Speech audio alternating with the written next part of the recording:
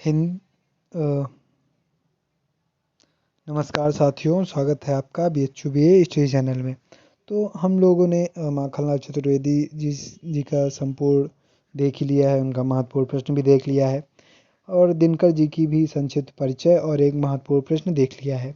तो आज दूसरा प्रश्न है, दिनकर की इतिहास चेतना का उनकी कविता में खूब प्रयोग हुआ है, स्पष्ट कीजिए। तो हिंदी साहित्य में दिनकर की पहचान राष्ट्र कवि के रूप में है।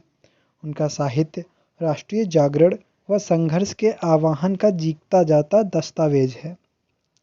इनकी इतिहास चेतना का उनकी कविता में खूब प्रयोग हुआ है। उन्होंने अपनी कविताओं में दिनचर्या और इतिहास को सुंदरता से जोड़ा है। इनकी कविताओं में छुपी चेतना ने समाज को जागरूक किया और उन्होंने इतिहास को अद्वितीयता से दृष्टिकोण में पेश किया है।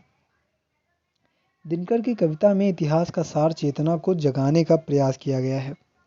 वे यहाँ तक कहते हैं कि जब हम सूर्य की ओर देखते हैं, हमें अपने जीवन की प्रारंभिक घड़ियों में रहकर उच्चता की ओर बढ़ने की भावना होती है। इसके साथ ही उन्होंने इतिहास की महत्ता को बताया है और हमें याद दिलाया है कि इतिहास हमारे जीवन को एक सीख से भरा हुआ बना सकता है। दिनकर जी ने BA इतिहास विषय से किया है, अतः उन्हें इतिहास का अच्छा ज्ञान था और यह ज्ञान उनके काव्य में झलक आता है। उन्होंने अपने काव्य हिमालय में अपनी इतिहास चेतना को उजागर किया है।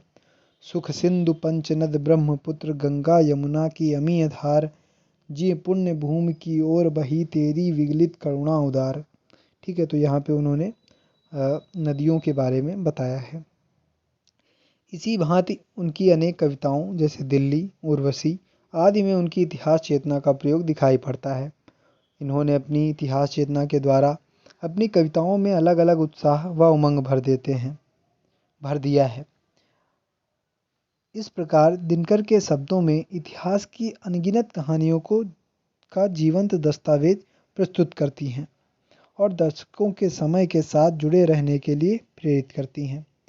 ठीक है, तो ये हो जाएगा प्रश्न। अब अगला प्रश्न जो है, दिनकर की कविता हिमालय के काव्य सौंदर्य का निरूपण कीजिए, वे हम लोग अगले वीडियो में देखेंगे।